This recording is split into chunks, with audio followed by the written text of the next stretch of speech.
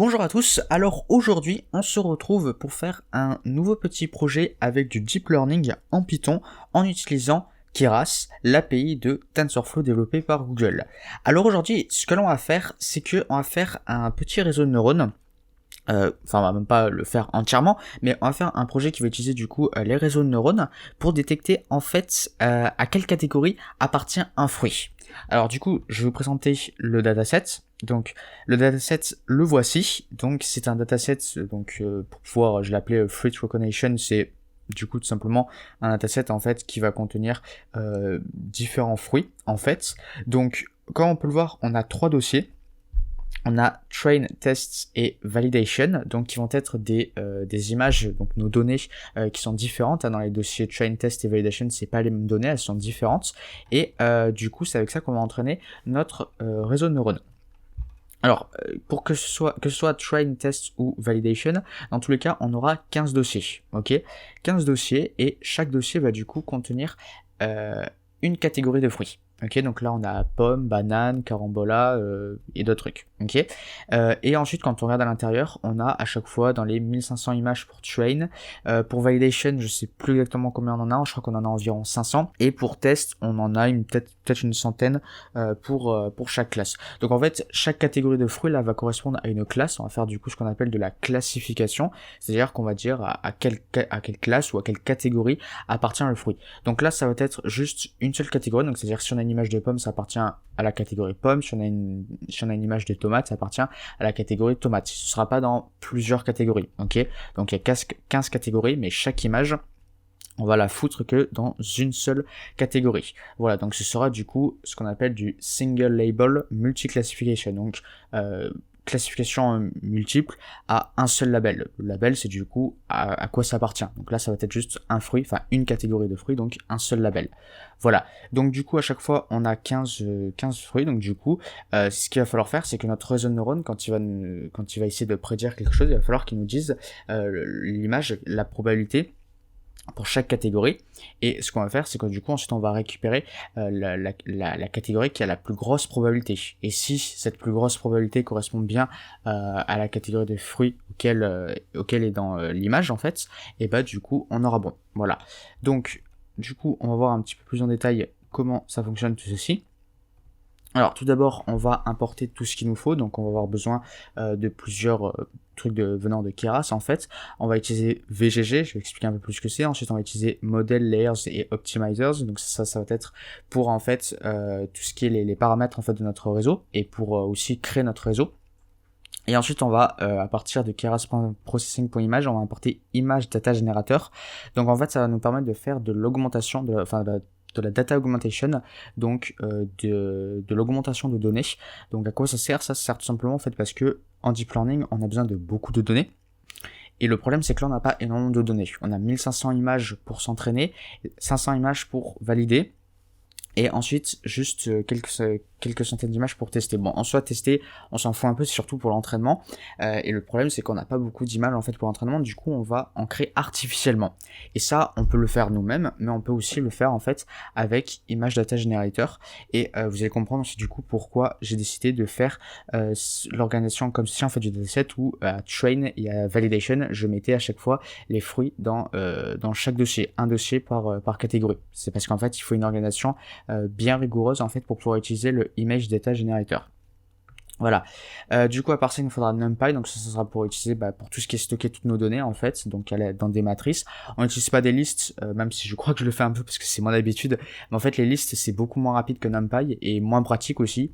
Après, on peut toujours utiliser des listes, mais ça sera plus long. En fait, ça va utiliser plus de mémoire. Et après, du coup, il faudra peut-être par moment coder nous-mêmes en fait certains trucs. Vous pouvez le faire.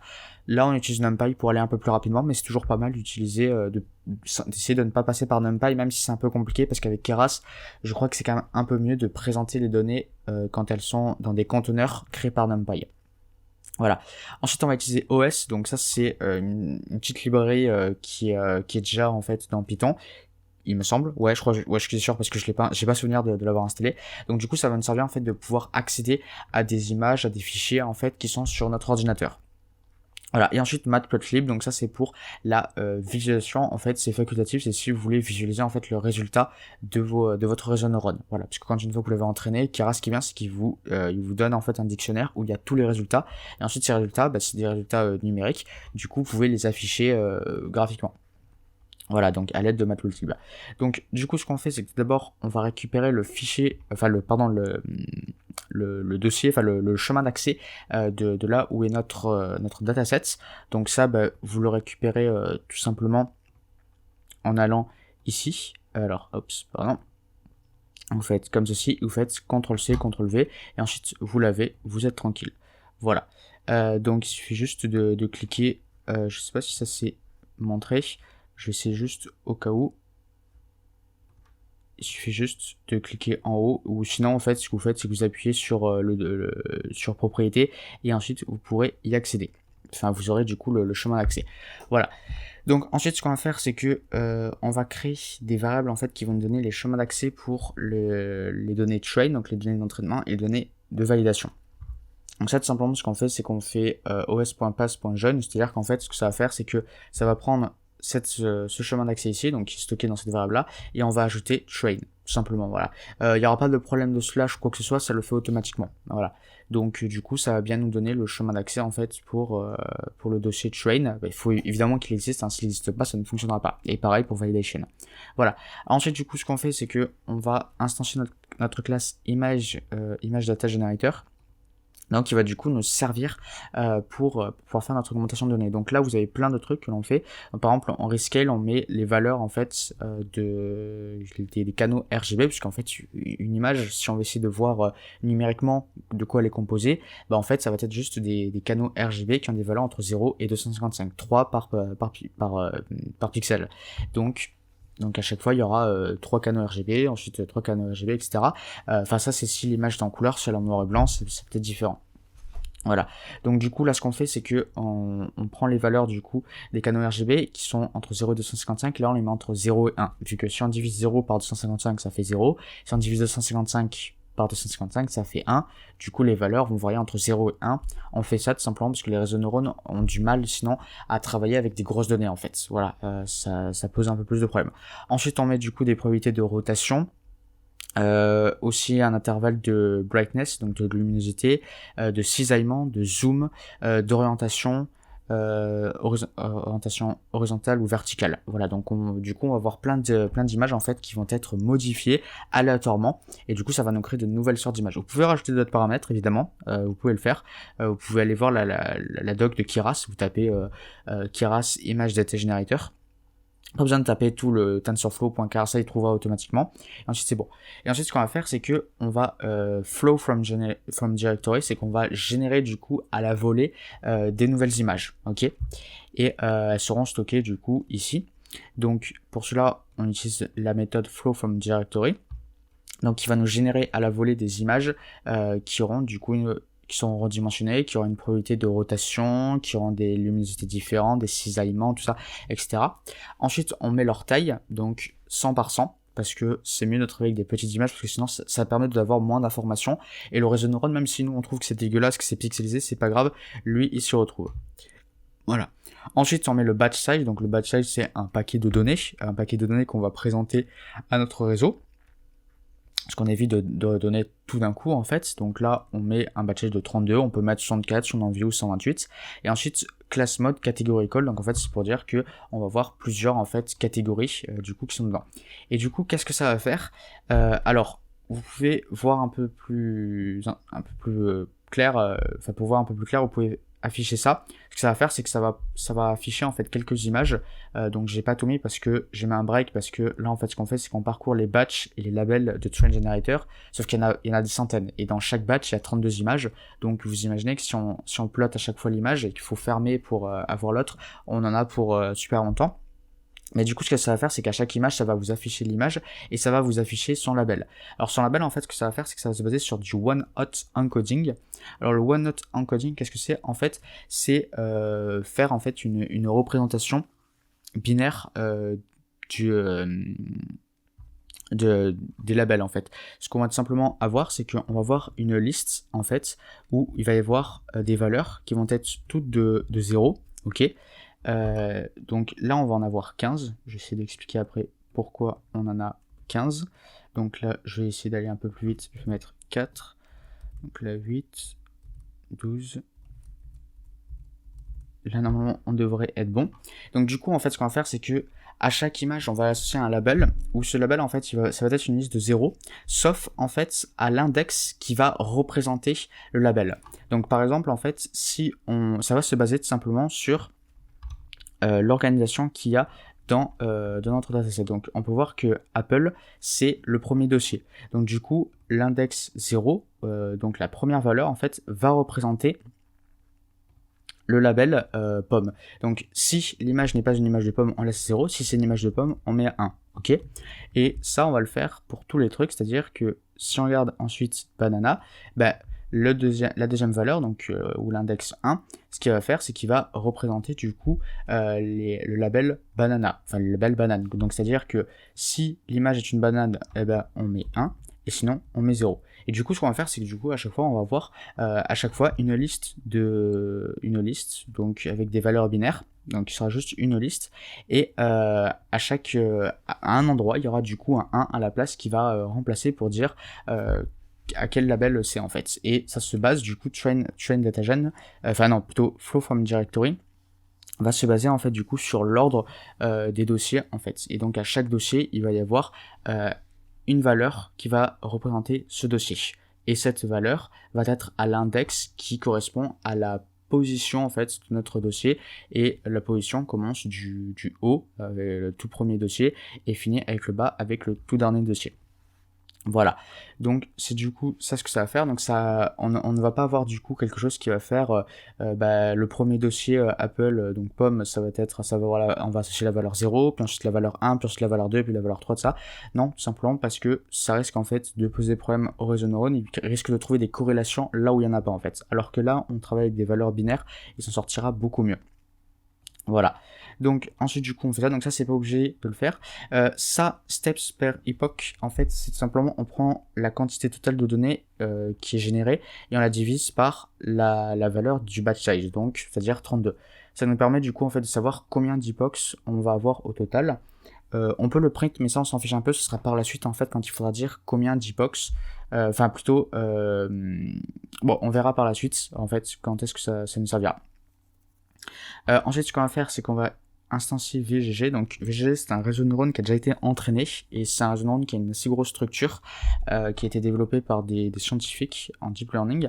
Et ce qu'ils ont fait, c'est qu'ils ont entraîné du coup ce réseau de neurones sur un dataset qui s'appelle ImageNet. Et ImageNet, c'est un gros dataset, il y a plusieurs millions d'images. Et en fait, le truc qui est bien du deep learning, c'est que quand on a un réseau de neurones qui a été entraîné sur énormément de données, après il peut se généraliser. Et du coup, même si ImageNet, il n'y avait pas forcément des images de fruits, et étant donné que c'est bien généralisé, on va pouvoir le réutiliser pour notre truc, pour notre situation. Et ça qui est bien avec le deep learning, c'est qu'on peut réutiliser des réseaux de neurones déjà entraînés, même si là où ils ont été entraînés, ce n'est pas forcément la même chose que nous. Voilà, c'est un truc qui est pas mal.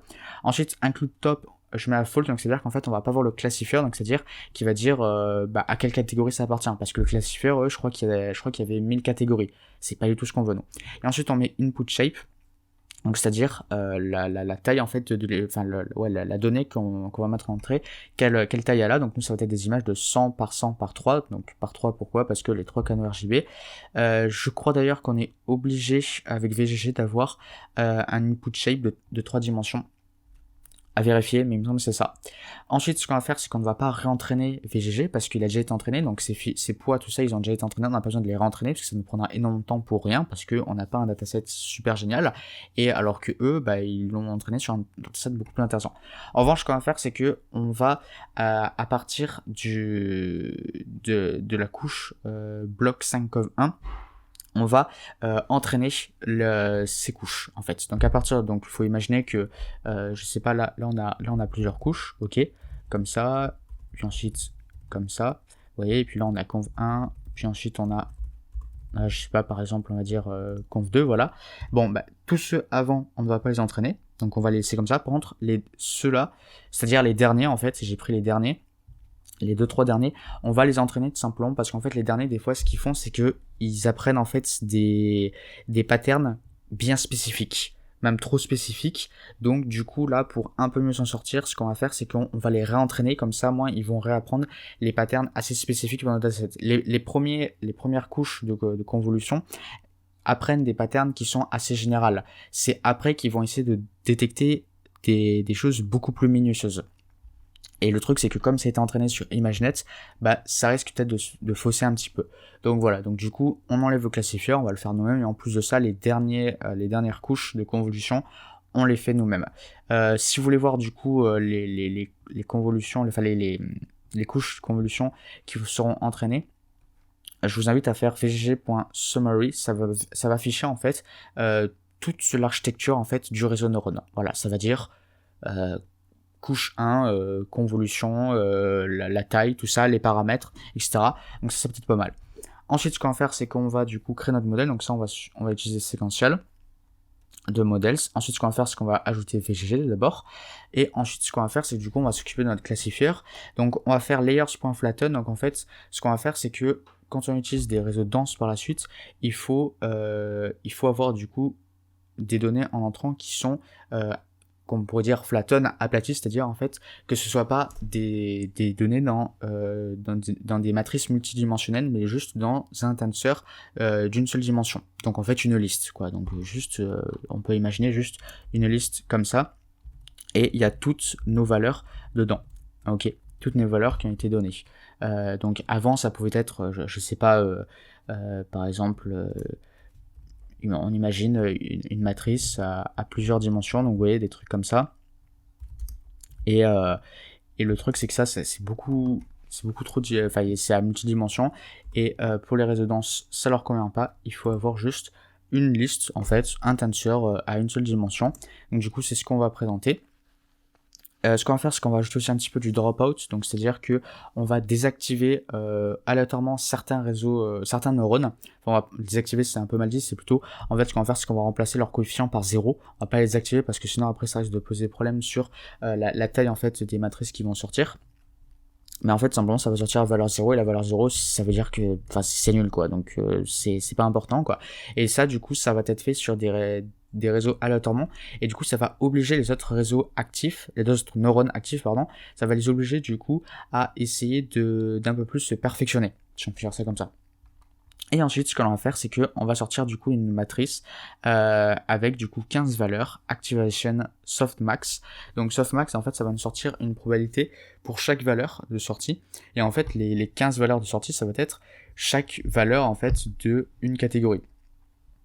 Donc du coup, on va avoir, faut imaginer une liste avec 15 valeurs, et ça va être des probabilités pour chaque catégorie. Et la catégorie, la catégorie qui a la plus grosse probabilité, du coup, ce sera la catégorie en fait que le réseau neurone pense être en fait.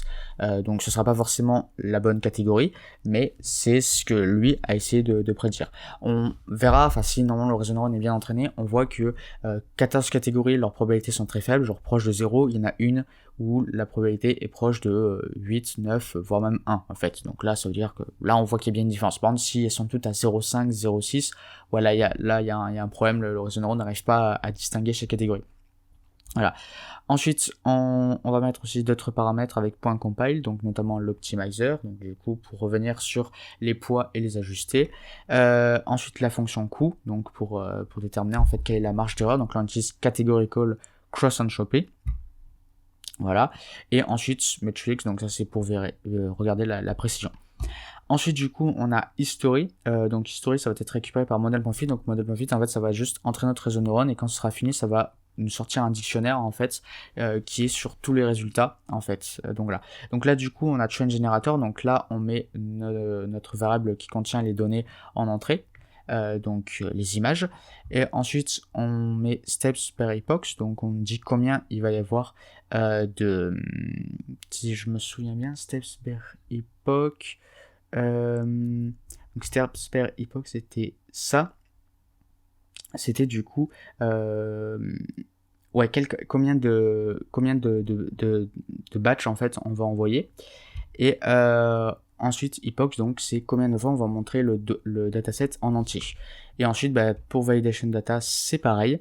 Voilà. Alors oui, on ne dit pas les labels là, tout simplement parce qu'en fait dans Train Generator, il y a les features, donc nos images, et les labels associés à chaque fois. Voilà. Et pareil pour validation data, donc il va y avoir tout d'abord les données d'entraînement, donc train, qui vont permettre d'entraîner le réseau de neurones et d'ajuster les poids, et ensuite on va voir à chaque fois des données de validation. Donc eux ils vont pas modifier les poids, ils vont plutôt modifier les hyperparamètres du réseau, donc comme par exemple les connexions qu'il y a entre les couches cachées, les hidden layers pardon. Voilà, donc ça va être ça, par exemple, modifier les hyperparamètres. Donc c'est un petit peu différent. Et test de data, ensuite ça va être simplement juste tester le réseau de neurones sur des données qu'on n'a jamais vues, et il ne va rien faire là, il ne va rien modifier. Voilà. Et là, pareil, après on dit quelle quantité de données on va montrer à chaque fois. Et le nombre d'epochs, en fait, ça va être le même, c'est associé. Donc du coup, voilà. Donc on va faire 15 epochs, donc on va avoir 15 fois en fait le dataset montré entièrement. Ensuite, on peut enregistrer le modèle. Donc ça, c'est utile quand on va ensuite le tester plus tard, parce que ça évite du coup de devoir le réentraîner. Et ça c'est quand même pas mal. Et ensuite là si vous voulez, vous pouvez afficher du coup les résultats en fait, si vous voulez les revoir plus tard, ou si vous voulez les enregistrer, je sais pas, par exemple avec Matplotlib, vous pouvez faire ça, du coup vous les affichez visuellement, et ensuite vous pouvez du coup avoir une représentation visuelle pour plus tard. Voilà. Donc ensuite du coup il reste plus qu'à entraîner le réseau de neurones, et ensuite du coup on est plutôt pas mal. Et après, du coup, je vais vous partager un petit peu moi ce que j'ai eu comme résultat. Donc j'étais sur une accuracy d'à peu près 0,8 en training, et en validation, j'étais à un peu plus que 0,7. Alors c'est pas un truc énorme. Après, faut pas qu'on oublie qu'on n'a pas énormément de données et qu'on a dû les augmenter artificiellement. Donc on est quand même sur un truc qui est pas si mal que ça.